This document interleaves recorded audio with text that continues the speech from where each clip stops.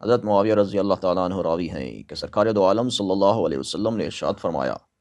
جس آدمی کے لیے اللہ تعالیٰ بھلائی کا ارادہ فرماتا ہے اسے دین کی سمجھ عطا فرما دیتا ہے، اور میں علم کو تقسیم کرنے والا ہوں، عطا کرنے والا تو اللہ سبحانہ و تعالیٰ ہی ہے۔ تشریح: اس حدیث سے علم اور عالم کی فضیلت کا اظہار ہوتا ہے کہ جس آدمی کو اللہ سبحانہ و تعالیٰ خیر و بھلائی کے راستہ پر لگانا چاہتا ہے اسے علم کی دولت عنایت فرما دیتا ہے، اور ظاہر ہے کہ یہ اللہ سبحانہ و تعالیٰ کی بہت بڑی نعمت ہے کہ وہ کسی آدمی کو دینی امور یعنی احکام شریعت اور راہ طریقت و حقیقت کی سمجھ عنایت فرما دے، جو ہدایت و راستی اور خیر و بھلائی کی سب سے بڑی شاہراہ ہے۔ حدیث کے دوسرے جز کا مطلب یہ ہے کہ علم کا مبدأ حقیقی تو باری تعالیٰ کی ذات ہے۔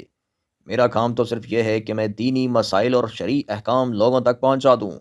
اور حدیث بیان کر دوں۔ اب آگے اللہ سبحانہ و تعالیٰ کی مرضی ہے کہ وہ جسے جتنا چاہے ان پر عمل کرنے کی توفیق اور غور و فکر کی صلاحیت عنایت فرما دے۔